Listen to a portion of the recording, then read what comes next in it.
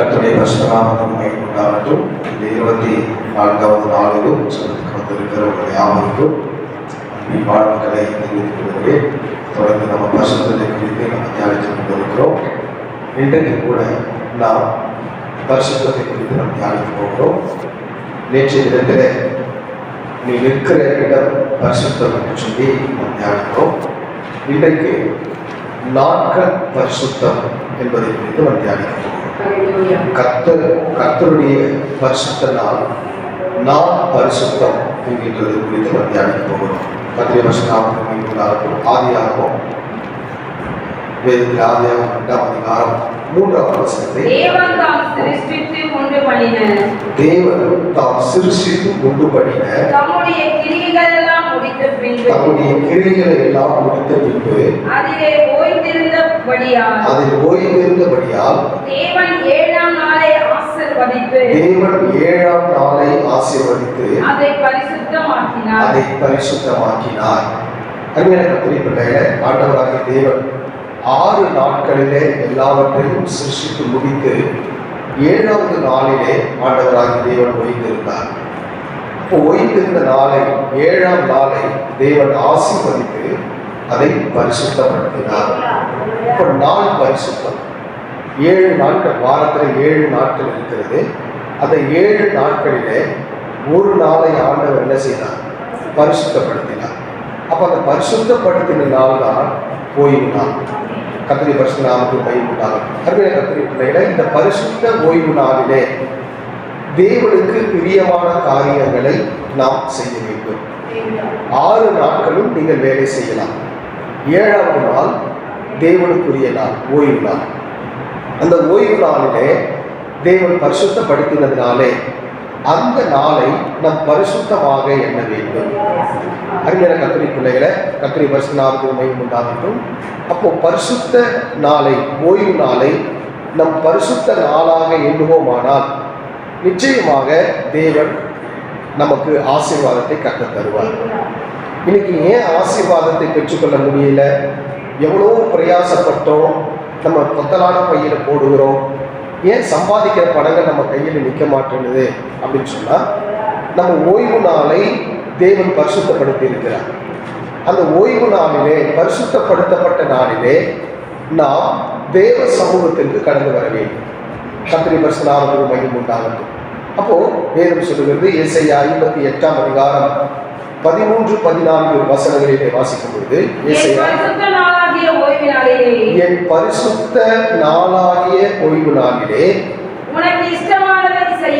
உனக்கு இஷ்டமானதை செய்யாதபடிக்கு உன் காலை விலக்கி உன் வழிகளின்படி நடவாமல் உனக்கு இஷ்டமானதை செய்யாமல் உன் சொந்த பேச்சை பேசாமலும் இருந்து ஓய்வு நாளை மனமகிழ்ச்சி நாள் என்றும் கர்த்தருடைய பரிசுத்த நாளை மகிமையுள்ள நாள் என்றும் சொல்லி அதை மகிமையாக எண்ணுவாயானால் சொல்றார், என் பரிசுத்த நாளாகிய ஓய்வு நாளிலே. அப்போ தேவனுடைய பரிசுத்த நாளாகிய ஓய்வு நாள், தேவனுடைய பரிசுத்த நாளாகிய ஓய்வு நாள். அப்போ ஓய்வு நாள் பரிசுத்த நாள், ஓய்வு நாள். அப்போ இன்றைக்கு நம்ம பார்த்து கொண்டிருக்கிற தலைப்பு கர்த்தருடைய பரிசுத்த நாள் நாம் பரிசுத்த நாளாய் நாம் மாற்ற வேண்டும். இல்லையா? கர்த்தருடைய பரிசுத்த நாமத்துக்கு மகிமை உண்டாகட்டும். அப்போ பரிசுத்த நாளாகிய ஓய்வு நாளிலே உனக்கு இஷ்டமானதை செய்யாதபடிக்கு. அப்போ பரிசுத்த நாளிலே நம்முடைய இஷ்டமானபடி நம்ம நம்மளோட செய்யக்கூடாது. கர்த்தருடைய பரிசுத்த நாமத்துக்கு மகிமை உண்டு. நீ நிறைய பேர் பார்த்தீங்கன்னு சொன்னால் இந்த ஓய்வு நாளில் தான் என்ன பண்ணுறாங்க? ஃபங்க்ஷன் வைக்கிறாங்க. கர்த்தருடைய பரிசுத்த நாமத்துக்கு மகிமை உண்டாகட்டும். அப்போ அவங்களுடைய விருப்பத்தை என்ன பண்ணுறாங்க? ஓய்வு நாளில் என்ன பண்ணுறாங்க? செய்கிறாங்க. கர்த்தருடைய பரிசுத்த நாமத்துக்கு மகிமை உண்டாகும். அதாவது சனிக்கிழமை, ஞாயிற்றுக்கிழமை 2 நாள்லையும் நம்ம எந்த ப்ரோக்ராம் என்ன பண்ணக்கூடாதுங்க, வைக்கக்கூடாது. கர்த்தருடைய பரிசுத்த நாமத்துக்கு மகிமை உண்டாகட்டும். அப்போது அருமையான கர்த்தருடைய பிள்ளைகளை, அப்போது ஒன்று ஆயத்த நாள், இன்னொன்று ஓய்வு நாள். ஒன்று ஆயத்த நாள், இன்னொன்று ஓய்வு நாள். இந்த 2 நாளில் நமக்கு இஷ்டமானது என்ன பண்ணக்கூடாதுங்க, செய்யக்கூடாது. அப்போ ஆண்டவர் தான் சொல்ற, என் பரிசுத்த நாளாகிய ஓய்வு நாளிலே உனக்கு இஷ்டமானதை செய்யாதபடி. அப்போ நமக்குன்னு சொல்லி சில இஷ்டங்கள் இருக்கும். அதை ஆண்டவருடைய நாளில் நம்ம என்ன பண்ணக்கூடாது, செய்யக்கூடாது. ஏன்னா அது பரிசுத்த நாள். அப்போ உனக்கு இஷ்டமானதை செய்யாதபடி உன் காலை விலக்கி உன் வழிகளின்படி நடவாமல், உன் வழிகளின்படி. அப்போ நமக்குன்னு சொல்லி ஒரு தனி விருப்பங்கள் இருக்கு, தனி செய்கைகள் இருக்கு. அப்போ நம்முடைய விருப்பத்தை அல்ல, தேவனுடைய விருப்பத்தை நிறைவேற்றுகிற நாளாக அந்த நாளை நம்ம எண்ணணும். அல்லேலூயா. கர்த்தருடைய பரிசுத்த நாமத்துக்கு மகிமை உண்டாகட்டும். உனக்கு இஷ்டமானதை செய்யாமல் உன் சொந்த பேச்சை பேசாமல் இருக்கு. அப்போ சனிக்கிழமை ஞாயிற்றுக்கிழமை 2 நாட்களிலும் நமக்கு சொந்தமான பேச்சு கூட என்ன பண்ண விடுது. சில நேரத்தில் அப்போ தான் நம்ம ஃப்ரீயாக இருக்கிறோம், எல்லாரும் அன்றைக்கி தான் ஃப்ரீயாக இருக்கிறாங்க, அதனால் எல்லாரும் கூடி என்ன பண்ணுவோம், அந்த நாளில் பேசுவோம் அப்படின்னு நினைக்கிறான். அப்படி அல்ல, தேவனுக்குரிய நாள், பரிசுத்தமான நாளிலே நம்முடைய சொந்த பேச்சை என்ன பண்ணக்கூடாதுங்க, பேசாமல் இருந்து. ஆனால் சொன்னார், ஓய்வு நாளை மனமகிழ்ச்சி நாள் என்றும் கர்த்தருடைய பரிசுத்த நாளை மகிமையுள்ள நாள் என்றும் சொல்லி.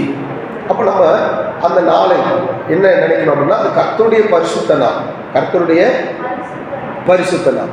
அதில் எனக்கு இஷ்டமானபடி எந்த காரியத்தை செய்யாதபடிக்கு தேவனுக்குரிய காரியத்தை மாத்திரம் நாம் செய்வோமானால், நாம் சிந்திப்போமானால், நிச்சயமாக அந்த நாளை கர்த்தர் நமக்கு ஆசீர்வாதமாய் கர்த்தர் மாற்றுகிறார். அல்லேலூயா. ஆண்டவர் சொன்னாரு, நான் உன்னை உயர்ந்த இடங்களிலே, பூமியின் உயர்ந்த இடங்களிலே உன்னை ஏறி இழுக்கப்படும் பண்ணி உன்னை நான் ஆசீர்வதிப்பேன் ஆண்டவர் சொன்னேன். அப்போ அருமையான கர்த்தருடைய பிள்ளைகளே, இன்னைக்கு நிறைய பேர் என்ன பண்ணுறாங்கன்னா, இந்த கிழமைகளில் தான் என்ன பண்ணுறாங்க, கர்த்தருடைய பரிசுத்த நாமத்துக்கு மகிமை உண்டாகட்டும், தங்களுடைய காரியங்கள் எல்லாம் அவர்கள் செய்கிறாங்க. அப்போது ஒரு காரியத்தை நம்ம நல்லா நினைக்கணும், பரிசுத்த நாளிலே, பரிசுத்த ஓய்வு நாளிலே என்னுடைய சுய விருப்பமோ, என்னுடைய சுய இஷ்டமோ, என்னுடைய சுய பேச்சோ, என்னுடைய சுய செய்கையோ நான் ஒன்றும் இருக்கக்கூடாது. அதை கர்த்தருக்குரிய நாளாக நாம் மாற்ற வேண்டும். அல்லேலூயா. கர்த்தருடைய பரிசுத்த நாமத்துக்கு மகிமை உண்டாகட்டும். ஏசாயா 56ஆம் அதிகாரம் 4வது வசனத்திலே வாசிக்கிறது, என் ஓய்வு நாளை ஆசரித்து. அப்ப என்ன செய்யணும், ஆண்டவர் என்ன செய்யக்கூடாதுன்றத 58வது அதிகாரத்தில் சொன்னார். 56வது அதிகாரத்தில் 4ஆம் வசனத்துல என்ன செய்யணும், ஓய்வு நாளில் நீ என்ன செய்யணுங்கிறத ஆண்டவர் சொல்றார். வாசிப்போம். என் ஓய்வு நாட்களை ஆசரித்து எனக்கு இஷ்டமானதை தெரிந்து கொண்டு என் உடன்படிக்கையை பற்றி கொள்ளுகிற அன்னகர்களை குறித்து கர்த்தர் சொல்லுகிறது என்னவென்றால். அல்லேலூயா. கர்த்தருடைய பரிசுத்த நாமத்துக்கு மகிமை உண்டாகட்டும். அப்போ ஆண்டவருடைய ஓய்வு நாளை நாம் அவருக்கு இஷ்டமானதை தெரிந்து கொண்டு, அவருடைய உடன்படிக்கை பற்றி கொண்டு, அப்போ யாரெல்லாம் அவருடைய உடன்படிக்கை பற்றி கொள்கிறார்களோ, யாரெல்லாம் அவருக்கு இஷ்டமானதை செய்கிறார்களோ, கர்த்தர் அவர்களை ஆசீர்வாதமாய் மாற்றுகிறார். ஆண்டவர் சொல்றார், அன்னகர்களை குறித்து கர்த்தர் சொல்லுகிறார். அல்லேலூயா. கர்த்தருடைய பரிசுத்த நாமத்துக்கு மகிமை. அன்னகர்கள் என்று சொன்னால் மொத்தம் 3 விதமான அன்னகர்கள் இருக்கிறாங்க. ஒன்று அன்னகர்களாய் பிறந்தவர்கள், அன்னகர்களாய் பிறந்தவர்கள், தாயின் வயிற்றில் பிறக்கும் பொழுதே அன்னகர்கள் இருக்கிறாங்க. அப்போ அன்னகர்கள்ன்றது யாரை சொல்கிறோம் அப்படின்னு சொன்னால், ஒருவேளை குழந்தை பிறக்கும் பொழுது ஆண் குழந்தை பிறந்திருக்கும், அது குறிப்பிட்ட வயசு ஆகும்பொழுது 10-13 வயசு ஆகும்பொழுது அந்த ஆண் குழந்தைக்குள்ள பெண் சுபாவம் ஏற்படும். அந்த பெண்ணை போல அவங்க தன்னை அலங்கரித்துக் கொள்வார்கள். ஆண் உருவத்தில் பார்த்தா ஆண் தான், ஆனால் ஒரு 13 வயசுக்கு மேலே, 10 வயசுக்கு வரையும் தெரியாது, அந்த 10 வயசுக்கு மேலே பெண்கள் பருவம் அடைகிற அந்த ஸ்டேஜ் வரும்பொழுது அந்த ஆண்களுக்குள்ள ஒரு பெரிய மாற்றம் வரும். கர்த்தருடைய பரிசுத்த நாமத்துக்கு மகிமை உண்டாகும். தன்னை பெண்களை போல என்ன பண்ணுவாங்க, அவங்க அலங்கரித்துக் கொள்வார். கர்த்தருடைய பரிசுத்த, அவங்க தான் அன்னகர், அவங்க தான் அன்னகர். சரீரத்தில் ஆண்களாக இருப்பார்கள், உணர்விலே பெண்களாக இருப்பார்கள். கர்த்தருடைய பரிசுத்த நாமத்துக்கு. அப்போ அவங்க தாயின் வயிற்றிலே பிறக்கும் பொழுதே அன்னகர்கள் இருக்கிறாங்க. அப்போது ஒன்று தாயின் வயிற்றில் பிறக்கும் பொழுது அன்னகர், 2வது அன்னகர்களாய் ஆக்கப்பட்டவர். கர்த்தருடைய பரிசுத்த நாமத்துக்கு. உலகத்தின் நிமித்தமாய், உலகத்தில் அன்னகர்களாய் ஆக்கப்பட்டவர்கள் இருக்கிறார். கர்த்தருடைய பரிசுத்த நாமத்துக்கு. அன்னகர்களாய் ஆக்கி கொண்டவர்கள் இருக்கிறார். 3வது ஸ்டேஜ் என்னது, அன்னகர்களாய் எனக்கு எல்லாமே இருக்கு, ஆனால் எதுவும் எனக்கு சொந்தமல்ல அப்படின்னு. அப்போது இங்கே சொல்லப்பட்டிருக்கிற அன்னகர் யார் அப்படின்னா, தேவனால் தன்னை அன்னகர்களாய் ஆக்கி கொண்டவர்கள். இல்லையா? கர்த்தருடைய பரிசுத்த நாமத்துக்கு மகிமை. இந்த அன்னகரெல்லாம் பார்த்தீங்கன்னு சொன்னால், தங்களுக்குன்னு சொல்லி எந்த ஒரு சுய விருப்பெல்லாம் இருக்காது. அவங்க தேசத்திலேயா திரிச்சுட்டு இருப்பாங்க. எங்கே வேணாலும் போவாங்க, எங்கே வேணாலும் வருவாங்க, யார்கிட்ட வேணாலும் கையை நீட்டுவாங்க, பல காரியம் பண்ணுவாங்க. சரி, கர்த்தர் நல்லவர், கர்த்தரை பரிசுத்த நாமத்துக்கு மகிமை உண்டாகும். அப்போது கர்த்தரை பற்றி கொள்ளுகிற அன்னகர்கள் சொல்கிறேன். கர்த்தரை பற்றி கொள்ளுகிற அன்னகர்கள் கர்த்தரை பரிசுத்த நாமத்துக்கு இயேசுவின் நிமித்தமாய் நான் எல்லாத்தையும் விட்டுட்டேன். இயேசுவின் நிமித்தமாய் எல்லாத்தையும் விட்டுட்டேன். நான் குடும்பத்தில் தான் இருப்போம், ஆனால் நம்ம குடும்பத்தை விட்டுட்டு இருக்கோம். கர்த்தரை பரிசுத்த நாமத்துக்கு மகிமை உண்டாகும். அப்போது ஆண்டவர் சொல்றார், என் நிமித்தமாய் நீங்கள் எதையெல்லாம் இழக்கிறீங்களோ அதையெல்லாம் 100 தனியாக என்ன பண்ணுவீங்க, பெற்றுக்கொள்வீங்க அப்படின்னு ஆண்டவர் சொல்றார். கர்த்தரை பரிசுத்த நாமத்துக்கு மகிமை உண்டாகும். அப்போ இயேசுவின் நிமித்தமாக நம்ம எதையெல்லாம் இழந்திருக்கிறோமோ அவர்களை தான் அன்னகர்கள் ஆண்டவர் சொல்றார். அல்லேலூயா. கர்த்தரை பரிசுத்த நாமத்துக்கு மகிமை உண்டாகும். அங்கே 5வது வசனம் இருக்குது, 56:5 நான் அவர்களுக்கு என் ஆலயத்திலும் என் மதில்களுக்குள்ளும் குமாரருக்கும் குமாரத்திக்குரிய இடத்தை கீர்த்தியை பார்க்கிலும் உத்தம இடத்தையும் கீர்த்தியை கொடுப்பேன், என்றும் அழியாத நித்திய நாமத்தை அவர்களுக்கு அருளுவேன். அல்லேலூயா. அப்ப யாருக்கு கர்த்தர் தரார்?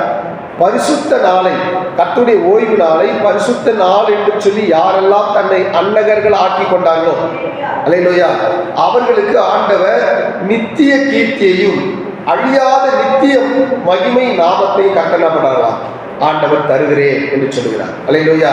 6வது வசனம் சொல்வது, கர்த்தரை சேவிக்கவும் கர்த்தருடைய நாமத்தை நேசிக்கவும் அவர்களுக்கு ஊழியக்காரராக இருக்கவும் அவரை சேர்த்து ஓய்வு நாளை பரிசுத்த குலைச்சலாகாதபடிக்கு ஆசரித்து என் உடன்படிக்கை பற்றி கொண்டிருக்கிற அந்நிய புத்திரரை அனைவரையும் நான் பரிசுத்த பருவத்துக்கு கொண்டு வந்து என் ஜப வீட்டிலே அவர்களை நான் மகிழ பண்ணுவேன். அல்லேலூயா.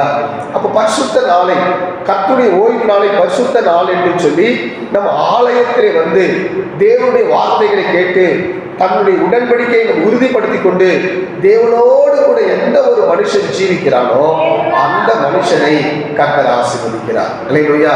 அப்போ ஓய்வு நாள் என்பது பரிசுத்தமான நாள். வேதம் சொல்லுவது யாத்திராகமம் 20ஆம் அதிகாரம் 8வது வசனத்திலே வாசிக்கிறது, ஓய்வு நாளை பரிசுத்தமாய் ஆசரிக்க நினைப்பாயாக.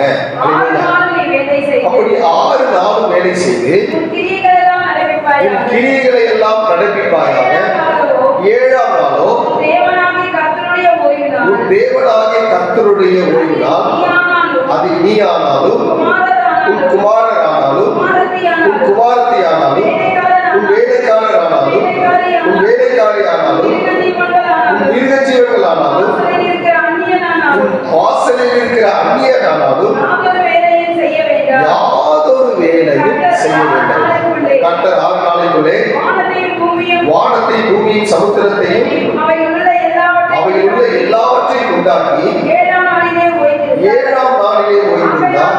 ஆகையால் கர்த்தர் ஓய்வு நாளை ஆசீர்வதித்து அதை பரிசுத்தமாக்கினார். அல்லேலூயா. அப்போ ஓய்வு நாளை பரிசுத்தமாய் ஆசரிக்க நினைப்பாயாக.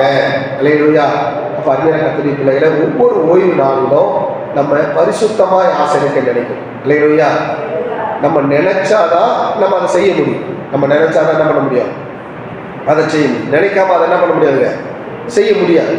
அப்போது ஒவ்வொரு ஓய்வு நாளிலும் நான் சரியான நேரத்துக்கு ஆலயத்துக்கு வரணும், தேவனை ஆராதிக்கணும், தேவனுடைய நாமத்தை மகிமைப்படுத்தணுங்கிற உணர்வு நமக்கு இருக்கணும். அது பரிசுத்தமான நாள்ங்கிறது நம்முடைய சிந்தையில் என்ன பண்ணணும், இருக்கணும். கர்த்தருடைய பரிசுத்த நாமத்துக்கு மகிமை உண்டாகட்டும். அப்போ ஆண்டவர் சொல்றார், நீ 6 நாளும் வேலை செய்யும். அப்போ ஆண்டவர் என்ன பண்ணாருன்னா 6 நாள் வேலை செஞ்சார். 7ஆவது நாள் என்ன பண்ணார், ஆண்டவர் ஓய்ந்திருந்தார். அப்போ அது போல ஒவ்வொரு மனிதனும் தேவனுடைய சாயலில் சிருஷ்டிக்கப்பட்ட ஒவ்வொரு மனிதனும் 6 நாளும் நீங்கள் வேலை செய்யும். 7ஆம் நாள் உன் தேவனாகிய கர்த்தருடைய ஓய்வு நாள். அல்லேலூயா. அப்போ 7ஆவது நாள் ஓய்வு நாள். அது தேவன் அந்த ஓய்வு நாளை பரிசுத்தப்படுத்தி இருக்கிறார். அப்போ தேவன் அந்த நாளை பரிசுத்தப்படுத்தி இருக்கிறார்கிற சிந்தை நமக்குள்ளே காணப்பட வேண்டும். அல்லேலூயா. அப்போ தேவனுடைய நாள், அதிலே நீயும் உன் குமாரனும் உன் குமாரத்தையும் உன் வேலைக்காரி உன்னுடைய மிருக ஜீவன்கள் உன் வாசலில் இருக்கிற அந்நியனானால் யாதொரு வேலையும் செய்ய வேண்டாம். அல்லேலூயா. கர்த்தருடைய பரிசுத்த நாமத்துக்கு மகிமை உண்டாகட்டும். அப்போ இந்த நாளை நம்ம கர்த்தருக்குரிய நாளாக நம்ம அல்லேலூயா. சில நேரத்தில் தேவனுடைய அந்த பரிசுத்த நாளை கூட நம்ம என்ன செய்யணும்னு சொன்னால், நம்முடைய காரியங்களை செய்வதற்கு, நம்முடைய வீட்டு காரியங்களை செய்வதற்கு நம்ம அந்த நாளை என்ன பண்ணுறோம், நம்ம ஒதுக்கி வைக்கும். பரவாயில்ல, இன்னைக்கு ஞாயிற்றுக்கிழமை, இன்னைக்கு லீவாக இருக்கிறோம், இந்த காரியத்தெல்லாம் நம்ம செஞ்சிடலாம் அப்படின்னு. அப்போ அருமையான கர்த்தருடைய பிள்ளைகளை, அந்த நாள் கர்த்தருக்குரிய நாள். கர்த்தருடைய பரிசுத்த நாமத்துக்கு மகிமை உண்டாகட்டும். அதில் கர்த்தருடைய பரிசுத்த நாமத்துக்கு மகிமை உண்டாகட்டும். ஆண்டவர் எல்லாவற்றையும் சிருஷ்டித்து 7வது நாளை ஆண்டவர் ஓய்ந்திருந்து அந்த ஓய்வு நாளை ஆசீர்வதித்து அதை பரிசுத்தமாக்கினார். அல்லேலூயா. அப்போ தேவன் பரிசுத்தமாக்கின நாளிலே நாமும் பரிசுத்தத்தோடு கூட பரிசுத்த சிந்தையோடு கூட அந்த நாளை நம் கடைபிடிப்போமானால் நிச்சயமாக ஆண்டவர் அந்த நாளை நமக்கு ஆசீர்வாதத்தின் நாளாக ஆண்டவராகிய தேவன் மாற்றுகிறார். அல்லேலூயா, அல்லேலூயா. அப்போ அருமையான கர்த்தருடைய பிள்ளைகளை, ஓய்வு நாள் பரிசுத்தமான நாள். ஓய்வு நாள் பரிசுத்தமான நாள். அப்போ அந்த பரிசுத்தமான நாளில் என்னுடைய இஷ்டப்படி நான் எந்த ஒரு காரியத்தையும் செய்ய மாட்டேன். தேவனுக்கு விருப்பமானதை மட்டும்தான் நான் என்ன பண்ண போகிறேன், செய்ய போகிறேன் என்கின்ற ஒரு தீர்மானத்தை இந்த 24வது நாட்களிலே நம்ம எடுப்போமாக. அல்லேலூயா. வேதம் சொல்லுது, யாத்திரா 31ஆம் அதிகாரம் 13வது வசனத்திலே வாசிக்கும் பொழுது, நீ இஸ்ரவேல் புத்திரரை நோக்கி நீங்கள் என் ஓய்வு நாட்களை ஆசரிக்க வேண்டும், உங்களை பரிசுத்தப்படுத்துகிற கர்த்தர் நான் என்பதை நீங்கள் அறியும்படிக்கு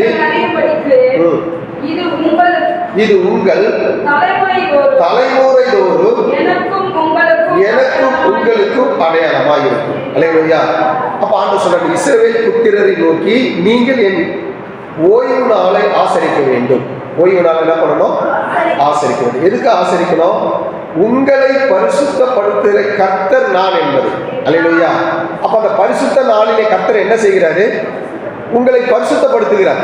அல்லேலூயா. அப்ப ஆலயத்துக்கு வரலைன்னா பரிசுத்தமாக முடியுமா, ஆக முடியாது. அப்ப பரிசுத்த நாளிலே பரிசுத்த ஆலயத்துக்கு வரணும். எதுக்காக, கர்த்தர் எங்களை பரிசுத்தப்படுத்தும்படியா. அல்லேலூயா. அப்போ பரிசுத்தமாக்குகிறதுக்கு சொல்லி ஒரு நாள் ஆண்டவர் என்ன பண்ணிக்கிறாங்க, ஆண்டவர் நியமித்து வைத்திருக்கிறார். அல்லேலூயா. ஆண்டவர் சொன்னார், இது உங்கள் தலைமுறை தோறும் எனக்கும் உங்களுக்கும் ஒரு அடையாளமாக இருக்கும். அப்போ உங்களுக்கு மட்டும் இல்லப்பா, உங்கள் தலைமுறைக்கே இது ஒரு அடையாளம். உங்கள் தலைமுறைக்கே ஒரு அடையாளம். கர்த்தருடைய பரிசுத்த நாமத்துக்கு மகிமை உண்டாகும். இன்னைக்கு தேசத்தில் மனுஷன் நிறைய கஷ்டப்படுறான். ஆனால் கஷ்டப்பட்டதுக்கு ஏற்ற ஊதியம் கிடைக்கல. காரணம் என்ன, தேவனுடைய பரிசுத்த நாளை கூட அவன் தன்னுடைய வேலை நாளை என்ன பண்ணான், மாற்றினான். கர்த்தருடைய பரிசுத்த நாமத்துக்கு மகிமை உண்டாகும். அருமையான கர்த்தருடைய பிள்ளைகளை, அப்போ பரிசுத்த நாளை நம் தேவனுக்குரிய நாள் என்று சொல்லி அந்த நாளிலே தேவனுடைய ஆலயத்துக்கு கடந்து வரும் பொழுது தேவன் உன்னை என்னையும் பரிசுத்தப்படுத்துகிற நாளாக கர்த்தர் மாற்றுகிறார். தொடர்ந்து அந்த வசனத்தில் யாத்திரா 31ஆம் அதிகாரம் 14வது வசனத்தில் வாசிக்கும் பொழுது, ஆகையால் ஓய்வு நாளை ஆசரிப்பீர்களாக, அது உங்களுக்கு பரிசுத்தமானது. அந்த நாள் எப்படிப்பட்ட நாள், அது பரிசுத்தமானது. அதை பரிசுத்த குலைச்சலாக்குகிறவன் கொலையுள்ள கடவன். அதிலே வேலை செய்கிற எந்த ஆத்துமாவும் தன் ஜனத்தின் நடுவில் இராதபடிக்கு அது கொண்டு போவான். அல்லேலூயா. அப்ப அருமையான கர்த்தருடைய பிள்ளைகளை, அந்த ஓய்வு நாளை பரிசுத்த குலைச்சலா ஆக்கக்கூடாது. கர்த்தருடைய பரிசுத்த நாமத்துக்கு மகிமை உண்டாகும். அதுல 15வது வசனம் சொல்லுது, 6 நாளும் நீ வேலை செய்யலாம், 7ஆம் நாளோ வேலை ஓய்ந்திருக்கும் ஓய்வு நாள். இது கர்த்தருக்கு பரிசுத்தமான ஓய்வு நாளில் வேலை செய்கிறவன் எவனும். ஆமென். அல்லேலூயா. கர்த்தருடைய பரிசுத்த நாமத்துக்கு மகிமை உண்டாகும். அப்போ வேலை நாள் தேவனுடைய பரிசுத்த நாளில் தேவனுக்குரியதை மாத்திரம் நம் செய்கிறவர்களாக காணப்பட வேண்டியது அவசியமாக இருக்கிறது. அருமையான கர்த்தருடைய பிள்ளைகளை, ஆண்டவராகிய தேவன் இஸ்ரவேல் ஜனங்களுக்கு இந்த பரிசுத்த நாளை ஆண்டவராகிய தேவன் நியமித்தார். ஓய்வு நாளை பரிசுத்த நாளாக நியமித்தார். கர்த்தருடைய நாளாக அதை நியமித்தார். அருமையான கர்த்தருடைய பிள்ளைகளை, கர்த்தருடைய பரிசுத்த நாமத்துக்கு மகிமை உண்டாகட்டும். ஆண்டவராகிய தேவன் நம்ம ஒவ்வொருவரையும் ஆசீர்வதித்து உயர்த்த வேண்டுமானால் இந்த பரிசுத்த நாளை நாம் கடைபிடிக்க வேண்டியது அவசியமாக இருக்கிறது. உபாகமம் 5ஆம் அதிகாரம் 12வது வசனத்தில் வாசிக்கும் போது, உபாகமம் 5:12 கர்த்தருடைய பரிசுத்த நாமத்துக்கு மகிமை உண்டாகட்டும். உன் தேவனாகிய கர்த்தர் உனக்கு கட்டளையிட்டபடியே ஓய்வு நாளை பரிசுத்தமாய் ஆசரிப்பாயாக. அப்ப ஆண்டவர் ஓய்வு நாள் என்ன பண்ணிக்கிறாங்க, நமக்கு கட்டளையிட்டு இருக்கிறார். அப்ப இந்த ஓய்வு நாள்ல நீ எந்த ஒரு காரியத்தையும் செய்யாத, நீ உன்னை பரிசுத்தப்படுத்திக் கொள்ள, நீ சபைக்கு வாடுறார் ஆண்டவர். அல்லேலூயா. அப்ப பரிசுத்தப்படுத்துகிற நாள் அது. ஆண்டவர் கட்டளையாகவே ஆண்டவர் கொடுத்திருக்கிறார் நமக்கு. கர்த்தருடைய பரிசுத்த நாமத்துக்கு மகிமை உண்டாகட்டும். அப்ப 6 நாளும் நீ வேலை செய்து உன் கிரியைகளை எல்லாம் நடத்திப்பாயா. 7ஆம் நாளும் உன் தேவனாகிய கர்த்தருடைய ஓய்வு நாள். அதிலே நீயானாலும் உன் குமாரனாலும் குமார்த்தாலும் எந்த ஒரு வேலையும் நீங்க செய்யாதீங்க என்று ஆண்டவர் சொன்னார். அப்ப அருமையான கர்த்தருடைய பிள்ளைகளை, ஏற்கனவே யாத்திராகமத்தில் சொல்லப்பட்டதை திரும்ப உபாகமத்தில் ஆண்டவர் உங்களுக்கு நினைப்பூட்டுகிறார். கர்த்தருடைய பரிசுத்த நாமத்துக்கு மகிமை உண்டாகும். ஏற்கனவே நான் சொல்லிட்டேன், திரும்பவும் சொல்றேன். நான் சொல்றேன், ஏற்கனவே நான் சொன்னதை நான் திரும்ப சொல்றேன்.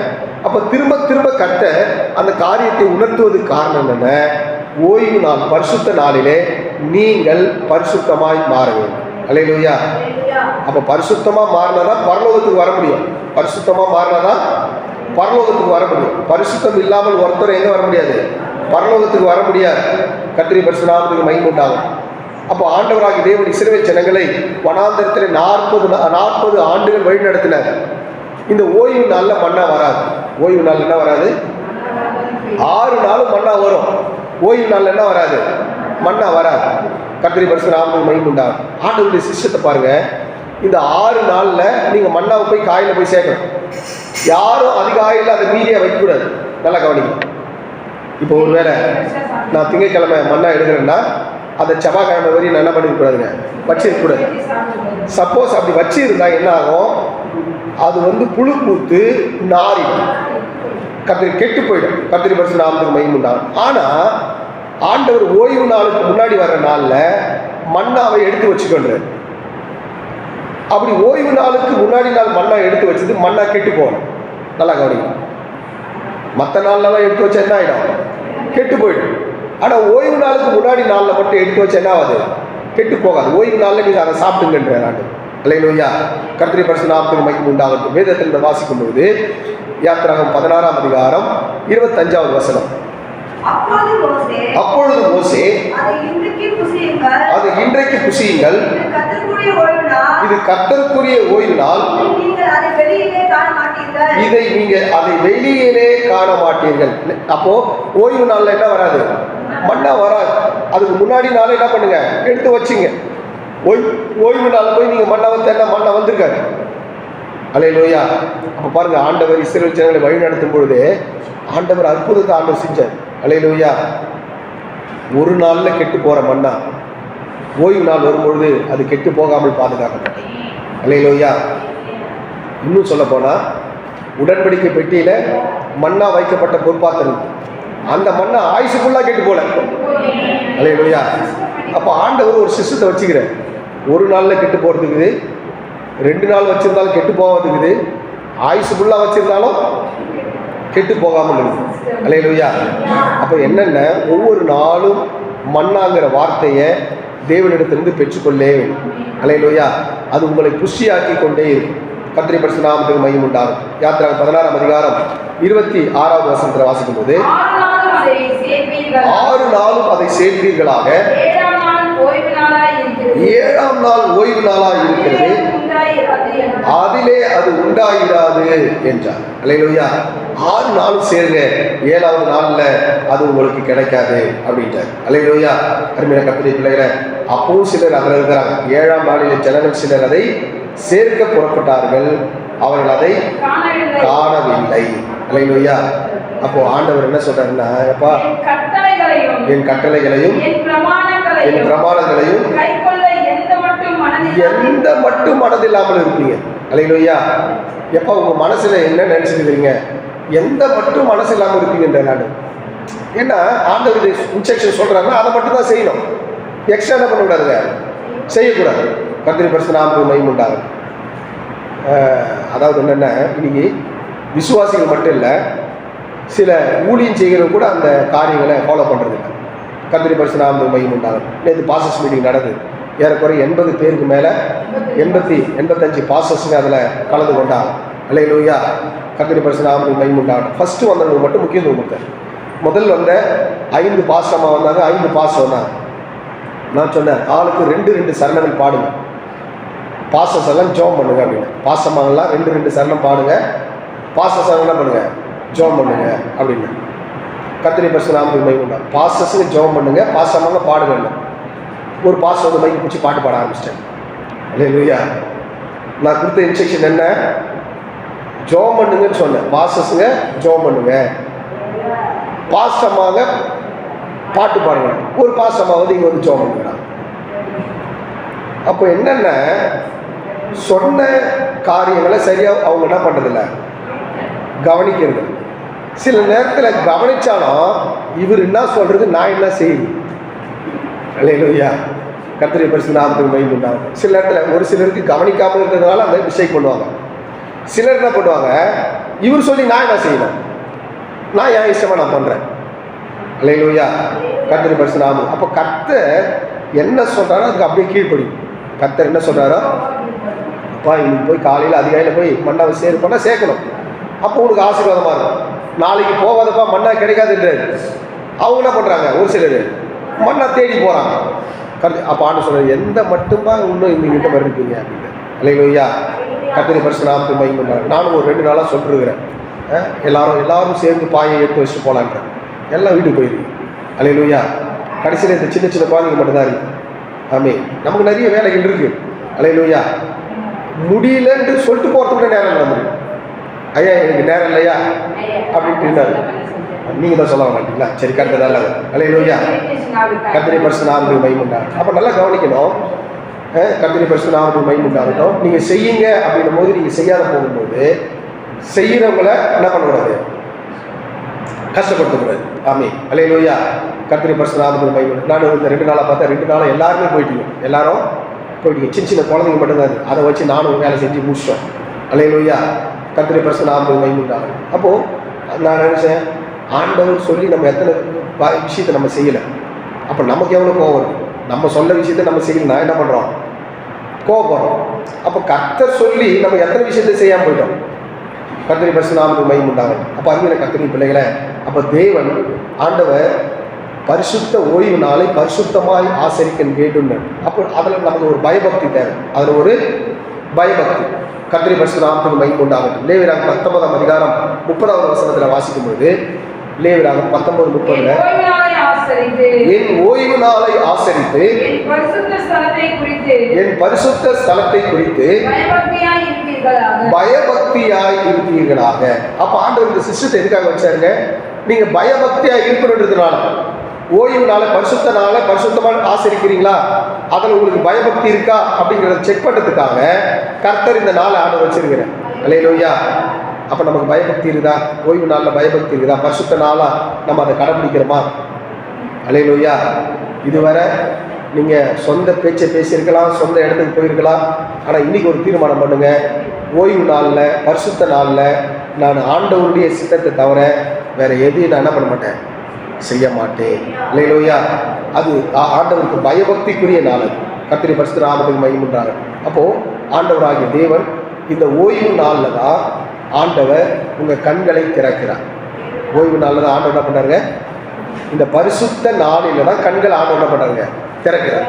யோவான் 9ஆம் அதிகாரம் 14வது வசனத்தில் வாசிக்கும்போது, யோவான் 9:14 இயேசு சேர் உண்டாக்கி அவன் கண்களை திறந்த நாள் ஓய்வு நாள். பரிசுத்த நாள்ல தான் கர்த்தர் என்ன பண்றாரு, கண்களை திறக்கிறார். அல்லேலூயா. அப்போ குருடா இருக்கிற கண்கள் எல்லாம் எப்பொழுது திறக்கப்படும், பரிசுத்த நாளாகிய ஓய்வு நாளிலே. பரிசுத்த ஆராதனைக்கு நீங்கள் வரும்பொழுது தேவன் உங்கள் கண்களை ஆண்டவர் திறக்கிறார். புரிஞ்சுதுன்றவெல்லாம் ஒரு எல்லை சொல்லுவோம், புரியலன்றவெல்லாம் ஒரு எல்லை சொல்லுவோம். அல்லேலூயா. அப்போ நம்ம கண்கள் என்ன பண்ணணும், திறக்கப்படும். நம்முடைய ஆவிக்குரிய கண்கள் என்ன பண்ணணும், திறக்கப்படும். நம்முடைய சூம்பின கையெல்லாம் நீட்டப்படும். நம்முடைய சூம்பின கையெல்லாம் நீட்டப்படும். ஆண்டவர் ஓய்வு நாளில் தான் சூம்பின கையை என்ன பண்ணுறாருங்க, ஆண்டவர் சரி பண்ணுறாரு. லூக்கா 6ஆம் அதிகாரம் 6ஆம் வசனத்தில் வாசிக்கும்போது, லூக்கா 6:6 கர்த்தருடைய பரிசுத்த வேறொரு ஓய்வு நாளிலே ஜெப ஆலயத்தில் பிரவேசித்து அங்கிலே சூம்பின வலதுகை உடைய ஒரு மனுஷன் இருந்தான். அல்லேலூயா. சூம்பின உரிப்புடையவன். அல்லேலூயா. கை குட்டையான கை, நீட்ட முடியல அவனால். அப்போ கை சரியாகணும்னு சொன்னால் ஆண்டவர் ஓய்வு நாளை பயன்படுத்துகிறார். அல்லேலூயா. கண்ணு சரியாகணும்னாலும் ஓய்வு நாளை பயன்படுத்துகிறாரு. உன் கை சரியாகணும்னாலும் ஓய்வு நாளை பயன்படுத்துகிறார். கர்த்தருடைய பரிசுத்த நாமத்துக்கு மகிமை உண்டாகும். இன்னைக்கு நிறைய இருந்தாலும் தேவனுக்காக கொடுக்கறதுக்கு நம்ம கையை என்ன பண்ண மாட்டோம், நீட்ட மாட்டோம். அல்லேலூயா. கர்த்தருடைய பரிசுத்த நாமத்துக்கு மகிமை உண்டாகும். நம்ம கை சரியாகணும்னு சொன்னால் ஓய்வு நாளை ஆண்டவராக தேவன் என்ன பண்ணுறாருங்க, பயன்படுத்துகிறார். அல்லேலூயா. அருமையான கர்த்தருடைய பிள்ளைகளை, கர்த்தருடைய பரிசுத்த நாமத்துக்கு மகிமை உண்டாகட்டும். அப்போ ஆண்டவராகிய தேவன் நம்மளை ஒவ்வொருவரையும் ஆண்டவர் பரிசுத்தப்படுத்துகிற நாளாக, நம்முடைய கண்கள் திறக்கிற நாளாக, நம்முடைய கைகளை ஆண்டவர் சரி பண்ணுகிற நாளாக, நம்முடைய சரீரத்தில் இருக்கிற ஒவ்வொரு அவயங்களையும் சரி பண்ணி தேவ சித்தத்தை நிறைவேற்றுகிற நாளாக ஆண்டவராகிய தேவன் மாற்றுகிறார். அல்லேலூயா. கடைசியாக ஒரு வசனத்தை வாசி நம்ம முடிப்போம். எசேக்கியேல் 20ஆம் அதிகாரம் 12ஆவது வசனத்தில் வாசிக்கும்போது, எசேக்கியேல் 20:12 கர்த்தருடைய பரிசுத்த நாமத்துக்கு மகிமை உண்டாகட்டும். நான் தங்களை பரிசுத்தம் பண்ணுகிற கர்த்தர் என்று அவர்கள் அறியும்படிக்கு எனக்கும் அவர்களுக்கும் அடையாளமாய் இருப்பதற்கான என் ஓய்வு நாட்களை அவர்களுக்கு கட்டளையிட்டேன். அல்லேலூயா. தங்களை பரிசுத்தம் பண்ணுகிற கர்த்தர் நான் என்பதை அவர்கள் அறிந்து கொள்ளும்படி. அல்லேலூயா. அப்ப ஆண்டவராகிய தேவன் உங்கள் ஒவ்வொருவரையும் கர்த்தர் பரிசுத்தப்படுத்தும்படியாக இந்த பரிசுத்த நாளை ஆண்டவர் நியமித்திருக்கிறார். அல்லேலூயா. அப்ப இந்த நாள் பரிசுத்த நாள். அல்லேலூயா. ஓய்வு நாள் பரிசுத்த நாள். அப்ப அந்த பரிசுத்த நாளில தேவனுக்கு பிரியமானதை மாத்திரம் செய்து தேவ சித்தத்தை மாத்திரம் நம் நிறைவேற்றுகிற பிள்ளைகளால் நம் ஒவ்வொருவரும் மாற வேண்டியது அவசியமாக இருக்கிறது. அல்லேலூயா. கர்த்தர் கொடுத்த வார்த்தைகளுக்காக கரங்களை தட்டி கர்த்தரை சோதரம் பண்ணுவோம். சோதரன் சோதரன் சோதரன் சோதரன்.